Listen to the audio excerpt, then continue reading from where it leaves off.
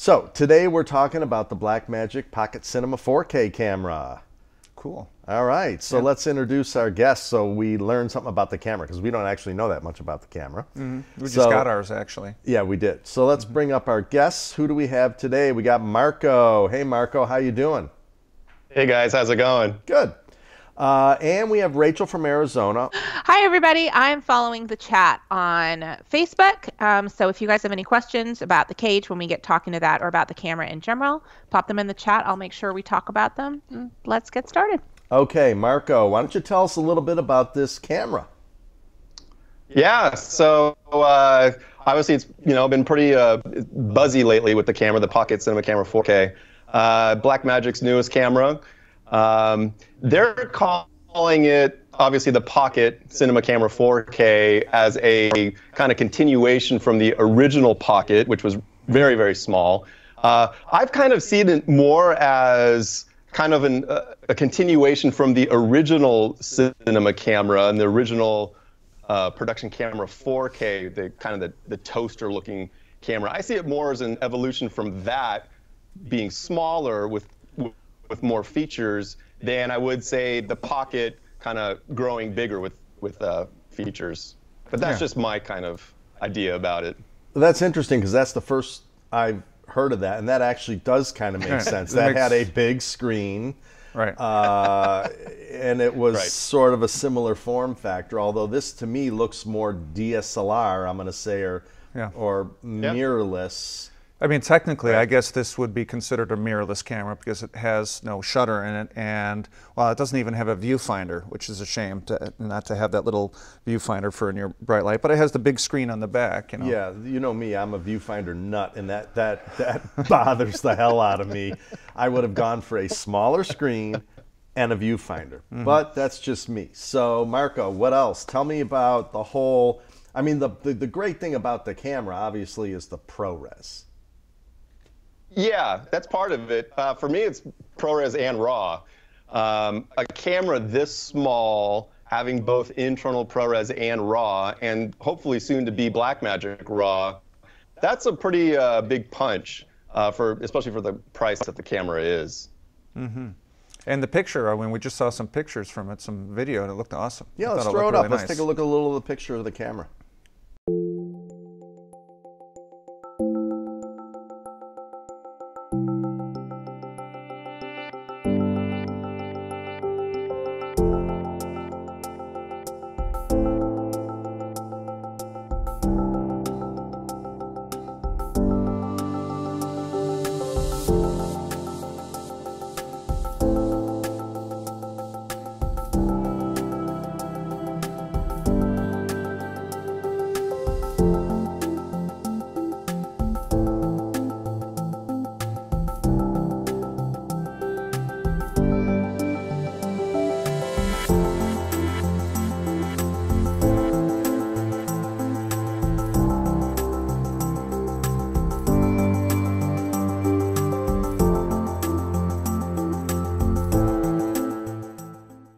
Nice stuff. Yeah, I mean, it looks good. So, yeah, it looks great. So, I mean, maybe we can get into some of the specs in a minute, but how do you use the camera? Like, why did you buy this particular camera? You told me earlier that you have, a bunch of other types of cameras. How does this fit in? Yeah, I mean, it's interesting. Actually, what's funny, when the last NAB, this last April, when Blackmagic announced the new Pocket, I gotta admit, I was like, I don't know how I'm going to really use this thing. I'm like, I don't know, because the Ursa Mini Pro really has been our primary tool that we use most often. But when I finally got my hands on it, I was like, wow, okay, this is very interesting. The small form factor, again, ProRes and RAW, it's super, super easy to use, like really, really easy. All the manual controls you have, the dials and the buttons and everything, make it quick to use. Changing shutter angle, ISO, white balance, everything else. So as I was actually using it, I was like, okay, this is interesting. And so how I'm using it, when we're not using, quote unquote, the big cameras for the larger productions, we will use the Pocket Cinema Camera 4K for more type like run and gun type stuff. So for example, this past May, we were in China for a month shooting a documentary feature, and we were using the Ursa Mini Pros, 2 of them. And fast forward a few months, we needed to shoot some secondary footage in Boston that related to what we had shot in China. And we just didn't have the luxury to bring too many pros, the big crews and everything else. So we brought the Pocket Cinema Camera 4K. And the small form factor, we could throw it on a small gimbal. We could put it, I had a little Edeltron slider that we could put it on. So for interviews where we have a very tight closed quarter situation, or we just don't have the luxury of crew bringing in a bunch of stuff, it's perfect. It's great for if you need to get B-roll and you just want to kind of float around and do things quickly. Great documentary camera. Just a lot of good usage with this small form factor. And of course, I'm sure it matches well with the Ursa Mini that you have, right? Yeah, no, it's surprisingly close, actually. It's about 2 stops of dynamic range lower than the Ursa Mini Pro. The Pro has, and the regular Ursa Mini, both have 15 stops. The Pocket has 13 stops. Mm-hmm. But I got to tell you, they match so well together that what we shot for the feature stuff, it looks fantastic. So I mean, I can see it. You know, I mean, to me, these Pocket. I mean, the original Pocket was essentially a lipstick camera. Well, we used to call it lipstick camera. You know, it's great in a car. You can tuck it in a small space. This one's not quite as small. Mm-hmm. Now, talk to me about the inputs and outputs. So, like, it's got what do we have going in and coming out, jacks wise? Yeah. So you've got your headphone jack. You know, typical type of stuff. In fact, I can grab it so that I'm not completely guessing here, but it's pretty cool. It does have one XLR input, and it's got phantom power. So if you need to run a mic, a condenser mic directly, you're good to go. It's a mini. Like it's a mini XLR, though. You might want to mention a mini XLR. So yeah, it's a mini XLR, definitely. So that's one audio input or 2? It's 1. There's also an 1/8" TRS mic input, and you can, in the menu, you can mix between the 2, or you can mix between the onboard microphones on the camera itself, or you can mute them or do whatever you want. So you do have the ability to mix and match. Mm-hmm. There's an HDMI output. I kind of wish it had a mini SDI port, but the HDMI works great. The only reason I say that is because, say the camera's on a really long jib and you got to go to Video Village, then you're most likely going to have to insert an HDMI to SDI converter in there. Hasn't been an issue for us.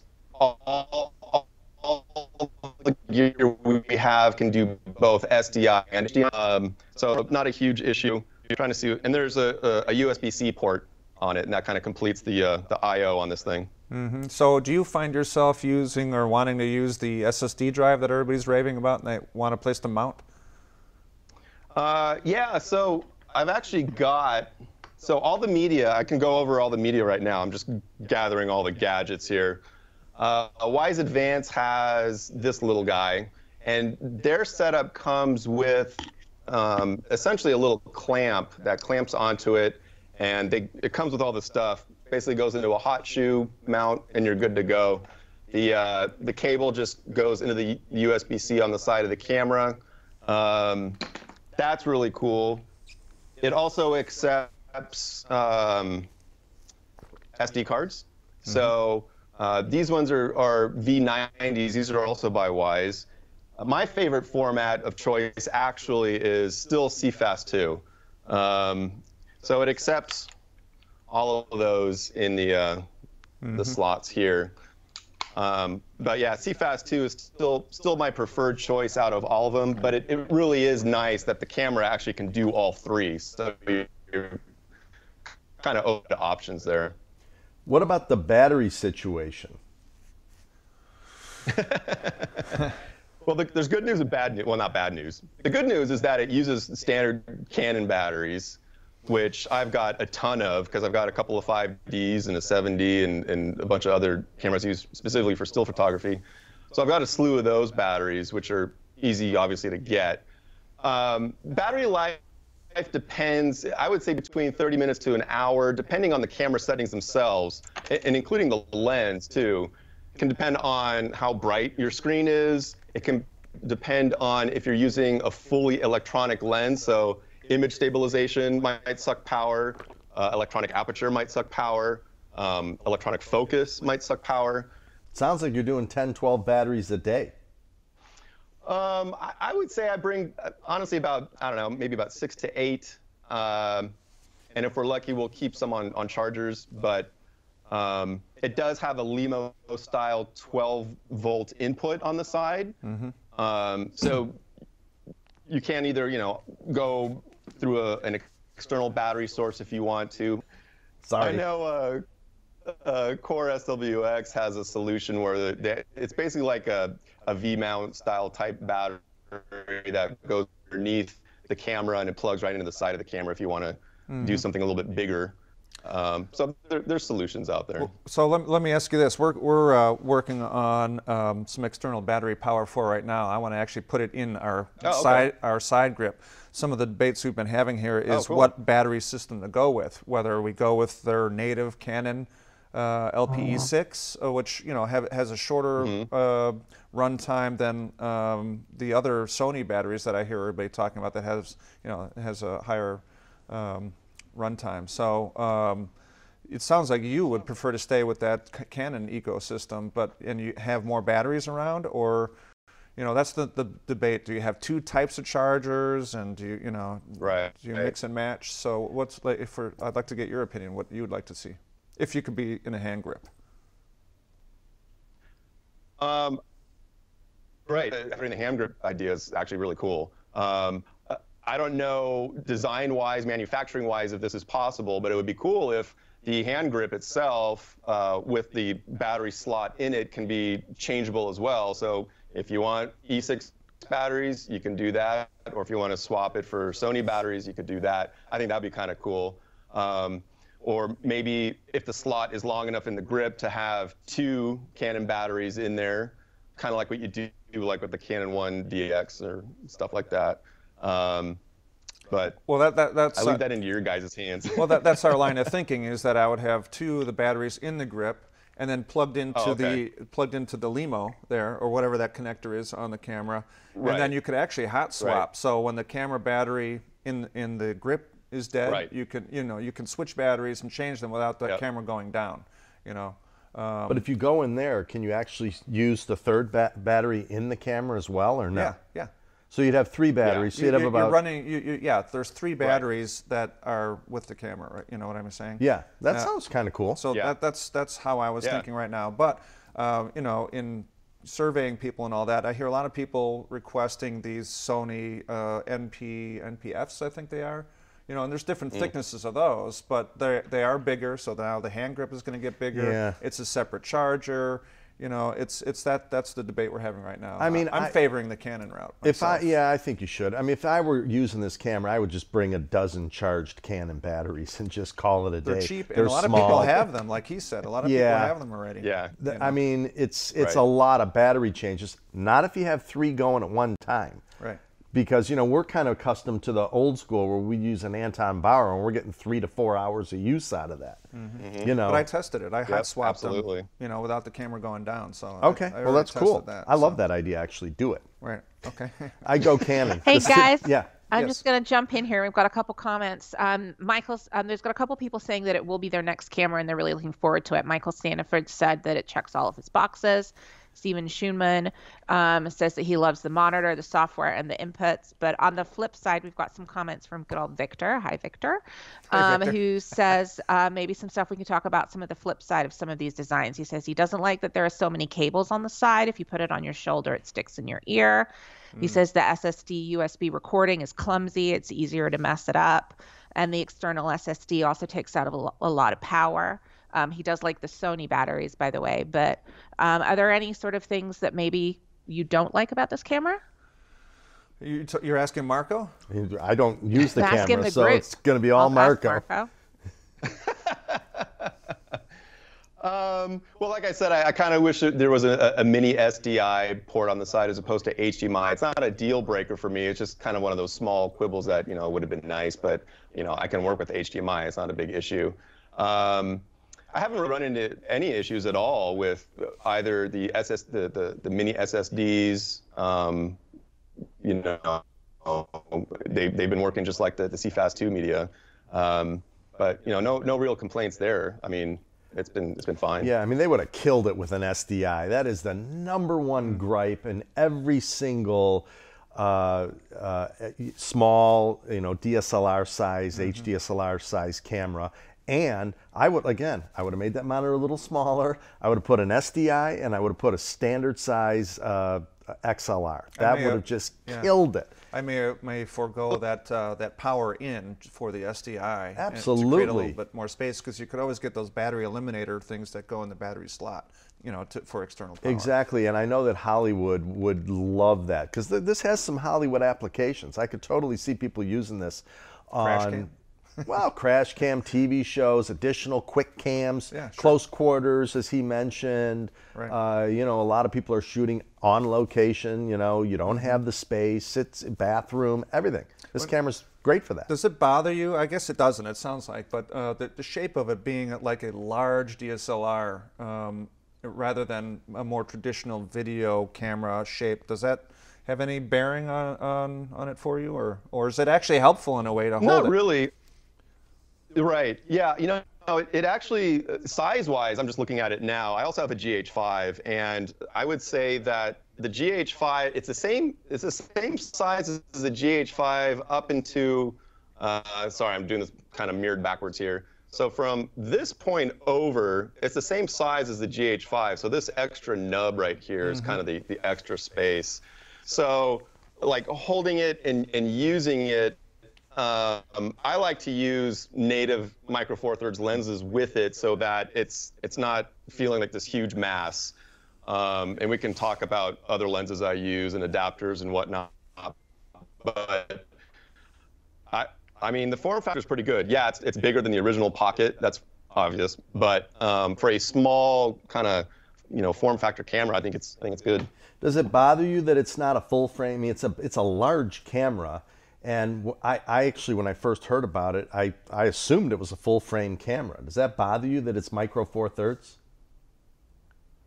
No, I mean, we're typically shooting S35, and even with the Ursa Mini Pros and whatnot, we're typically not shooting full frame anyway.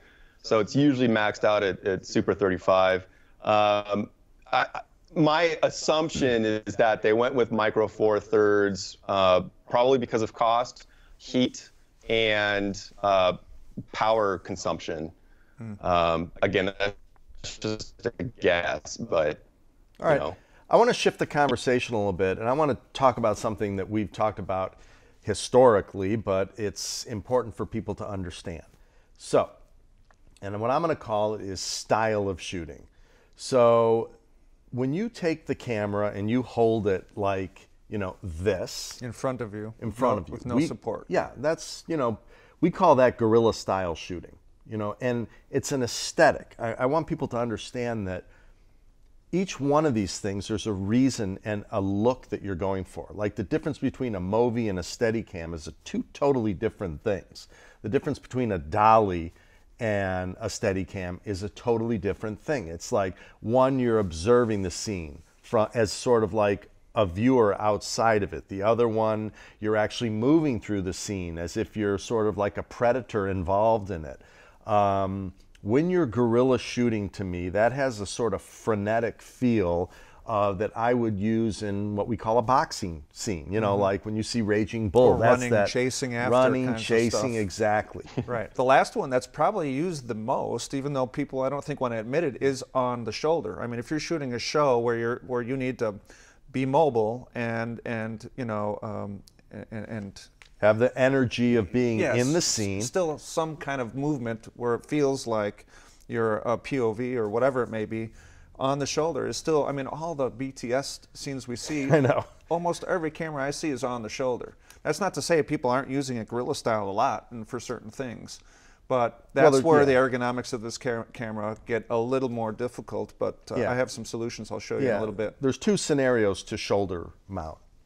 And we're big shoulder mounters because we're documentary shooters, and that's what we've done a lot of.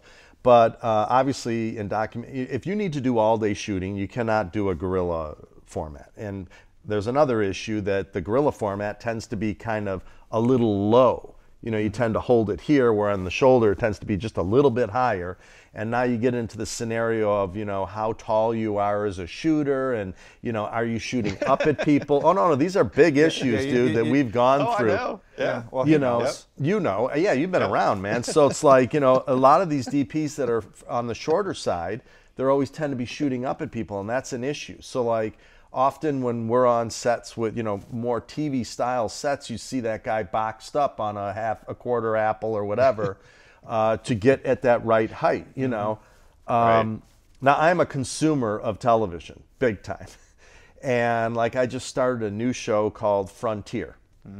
And it is 95% shoulder mounted and guerrilla style shooting. You can tell, or low mode shooting, you know, you can feel it.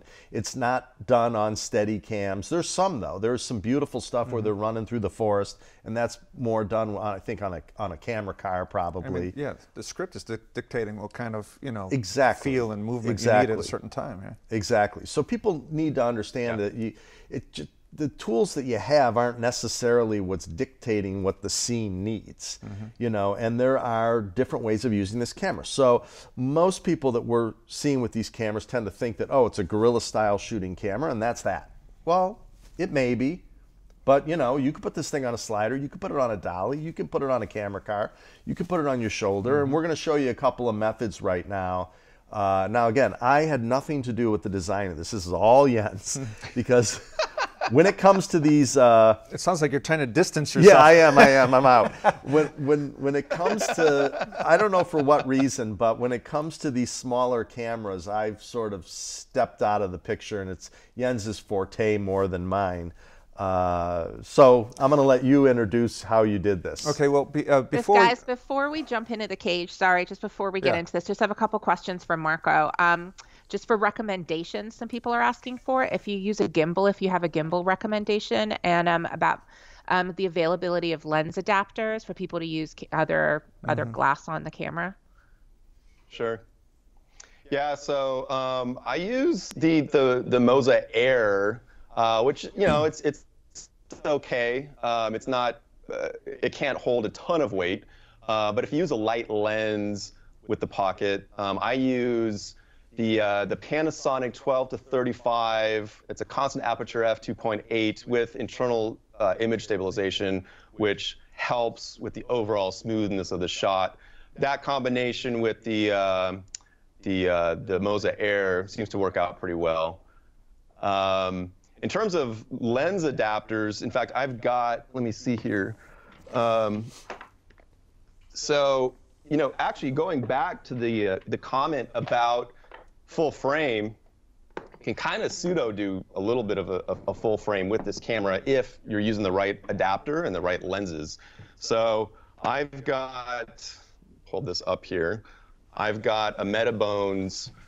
This is their Micro Four Thirds to EF mount. This is their T-Cine adapter, and it's got kind of like a PL lock, twist lock style on it for EF mount, kind of like what you can do with RED cameras on EF mount. Love that. And so this is the XL model as opposed to, I forget what the other model is, but the XL model is specific for full frame lenses. So if you're using a full frame lens like Zines or the Sigmas, you know, whatever it may be, it will optically reduce it from full frame to the Micro Four Thirds sensor, and it works really well. And you gather in all that light, so the lenses perform very fast. It's also a speed booster, right? That is a, yeah, it's their speed booster, yeah. The T-Cine XL. The only thing is that you're dealing with, you know, potentially lenses that are much bigger than your micro four thirds option. Yeah, but there's an issue there in the that. lens. Oh, I'm sorry. In that, when you start using these sort of low-cost photo lenses, they're not 4K glass. So it's like, now that's cool for me because I like to dumb down the picture a bit. It's a little too clean for my taste, but you're really not gaining all the capabilities of the camera. It's kind of a photographic lens isn't really ideal for shooting 4K video. But like with the right tools, you could choose, you know what I mean? Yeah. So if you need to be run and Right. gun and you don't care necessarily that it's 4K glass, use those micro four thirds lenses, Yeah. No, I mean, I don't have a problem with it. Like Yeah. I said, I like to dumb down the look a little bit. It is too sharp for me. Okay. My preference really to go natively with the Pocket are the Voigtlander lenses, and that's what this one is on here. The f-stop on this is 0.95, so they're very fast. It's an all-metal build. And what's cool is that there's a slider on it that you can swap between clicked and declicked aperture. It's got lock-to-lock focus, and it's native micro four thirds. So you're getting the speed, the smallness of it, the build quality. The Voigtlanders have been kind of my go-to particularly with this camera. The other debate that's been going on is about having like a Z finder for the back of this camera. It's a very large screen, and essentially that's just a giant loop that you'd have to have on the back. It's just the way physics is. It'd be quite long. So the debate is, do people really need or want that? And I don't know that you sound like a person that might not use that, but you got an opinion on having a loop for the back. Now, a hood is a different matter for the sun, and if you have the eyes that can see that screen, focus-wise, then to me, it doesn't seem like you need that, but... Well, it depends if you're young or not. Yeah, it comes down to age, actually. Yeah, no, I mean, this is... Once you turn 40, 45, you need readers. Yeah, well, because I can't, like a young person, and this is something that we've had come up with Z-finders before, where, they turn the diopter, they're like, I don't understand, it's not doing anything. Right, because their eyes adapt. Right. Yeah, they have the ability to focus this close. As you get older, like I can focus on your hand right now, which is 4 feet from my face. Right. So I need to have I can never look at the back of a camera and have it be in focus. I would need to have some sort of an optic system. And again, it would only be used in a Gorilla configuration for the most part, because it would be like right here. If we're on my shoulder, I would have to have an EVF, so that would not work. So the options are an electronic EVF, which, cost comparison to the camera is high. Yeah. A loop on the back, which is quite large, or a hood, and you use glasses. Is really where I'm going, because Yeah. I might just have my readers on and have the hood, and I'd be able to see it fine. It's You know what I mean? difficult because when you're walking and whatnot, and people are talking, you're looking around, it's like that's so out of focus. And it's like if you have them down here, then you kind of got to have your head up like this. And I mean, I'm talking old man here, so it's like our viewers probably this is all, but you got to be in that scenario, no? No, he's not that old. He said he's 45. Oh, yeah. How are your eyes? They're actually pretty good. I knock on wood. They're okay so far. So you can hold the camera a foot from your face and focus on that screen? I can. I do like the loop idea because, I think for cost reasons, I think a lot of people that are buying this camera don't want to spend an exponential amount on accessories to make it work. I think the loop idea is good because it keeps costs down. Obviously, a hood is also good in case you're okay with just looking at the screen, but you got to block out some of the sun. I think an EVF idea is great. I'm also a fan of EVF for shoulder mount style shooting. With that said, I do use the Ursa Mini Pro in that regard for the actual shoulder mount style shooting. Me myself, I probably won't use the Pocket as a shoulder mount configuration. I can say probably 95% sure. But I know there's people that this is their only camera, this is their primary camera, they need to reconfigure it however they need, and they'll want to do the shoulder mount. And for me, if you're going shoulder mount, you have to have an EVF of some find on Well, there. you have to, or you're shooting blind. Yeah. You know, so that. Yeah. But in your Right. case, obviously, if you've got that Ursa Mini, Yeah. that has an EVF. I mean, of course, you use that as a shoulder rig camera. That makes Right. that's a little more ergonomically built for that. You know, Right. but I Right. agree with you. If this is your camera that you're buying and you want to be able to shoot guerrilla style. Yeah. And or shoulder style, or you need rods. Right. There's a lot of scenarios here. Well, I'd love to Yep. hear in the comments if people would put down their opinion on the EVF. Can you hold up your camera for a second? People will have to understand that if we put a loop on the back, it's probably going to be 4 inches roughly long More. on the back. So maybe even it's, with the eye cup, maybe a little longer than that. That's Yeah. just physics. So that's a consideration. Right. And let's let them know why. And it's a touch screen.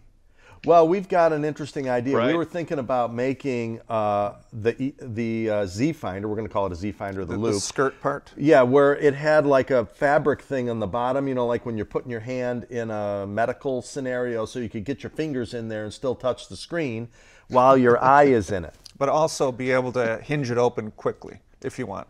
But the reason that it needs to be so long, and this is something that people have asked us before, is the larger the screen, the further back the EVF Right. needs to go, which is unfortunate. So, You mean the lens? yeah, the lens for the, for the Z Finder. For the loop? For the loop. If the screen's 3 inches, you can get much closer to the screen because it's just the nature of optics and how it goes. So, Well, ironically, the less magnification that you have, the farther back you need to go. right. Because it's such a large screen, you don't need to magnify it as much, so it exacerbates the problem. Well, and then the other issue that people have, and this is something that I and Jens have a little bit of a pet peeve about, which is if the closer you want to get to that screen, the larger the image, the field of view we call it is. So in other words, it's like your eye is going to have to do more of this roaming Searching. around, and as Right. shooters, we want to see the entire image area without having to have this what we call eye fatigue. Because when you move your eye Right. around, first off, you may could miss literally something. miss something in the corner, right? Yeah, like a stand or whatever. Oh, yeah. Oh God, we've done that. And now a lot of young people though say they love when it's like a giant, you know, this like they're in a movie theater experience. But beware that your eye is going to be moving around a lot, and it literally will hurt your eye after a while, and you may miss something. So. Considerations, but so if people can comment, I'd love to hear Yeah, their anything. opinions on that. Yeah, comment on Yeah, everything. we've got a couple people at this point saying they're not necessarily interested in the loop, but everybody likes the gradical eyes. I mean, it's a Always different eyes. scenario. You wouldn't use the gradical really in a guerrilla scenario to me. You may, because it could be like this. Yeah. But I could see, you know, if I'm shooting a boxing scene or something, you know, so I'm just going to get right in there. And even if it goes a little in and out, it could kind of be interesting for the Right. nature of that scene. You're probably not actively focusing while you're in a guerrilla scenario, like you're Oh, just no, you saying. can't. And you're just looking at that screen for framing. So Now, and the Micro Four Thirds helps you in that scenario because your depth of field isn't quite as. That's the thing that bugs me about full frame is often you see people, you know, it's so razor thin that focus that. you're talking about 5D full frame, because that's really hard Yeah, to keep yeah, in yeah, focus. yeah. And then, you know, Super 35, yeah, that's Super 35 that's is been around. fine, yeah.